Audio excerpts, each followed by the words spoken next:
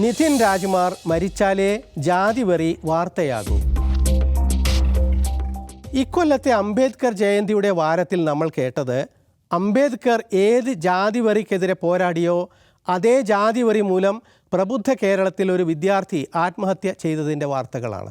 കണ്ണൂർ അഞ്ചരക്കണ്ടിയിലെ സ്വാശ്രയ dental college വിദ്യാർത്ഥി Nitin Raj college കെട്ടിടത്തിൽ നിന്ന് ചാടി ആത്മഹത്യ ചെയ്തത് അധ്യാപകരുടെ ജാതി അധിക്ഷേപം സഹിക്കാനാകാതെ, അപമാനം, ദേഹനിന്ദ, നിറം പറഞ്ഞും ജാതി പറഞ്ഞും അവഹേളനം, വിദ്യാഭ്യാസ ലോണാണ് പ്രശ്നമെന്ന് ആദ്യം പ്രചരണമുണ്ടായെങ്കിലും വീഡിയോ ശബ്ദവും അനുഭവ സാക്ഷ്യങ്ങളും മറ്റ് തെളിവുകളും വന്നതോടെ കാര്യം വ്യക്തമായി.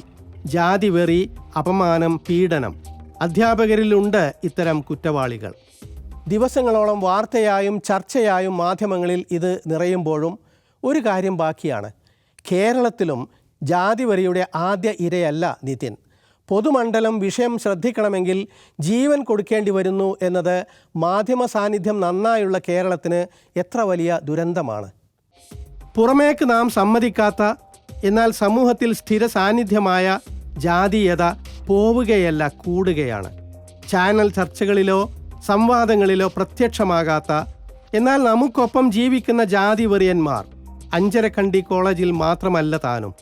ഒറ്റപ്പെട്ട ശിക്ഷകൾ കൊണ്ട് നീക്കാവുന്നതല്ല ഇത്. പ്രശ്നം വേരിനാണ്. നമ്മുടെ നാട്ടിൽ രാഷ്ട്രീയ ആധിപത്യം വരെ കയ്യിലൊതുക്കിയ ശക്തികൾ ജാതീയതയുടെ ഗുണഭോക്താക്കളാണ്, പ്രയോക്താക്കളുമാണ്. അംബേദ്കർ ജയന്തികൾ ആഘോഷിച്ചുകൊണ്ട് തന്നെ രോഹിത് വെമുലയുടെയും നിതിൻ രാജിൻ്റെയും ജീവൻ കവരാൻ മാത്രം സാമർഥ്യം നാം ആർജിച്ചിരിക്കുന്നു.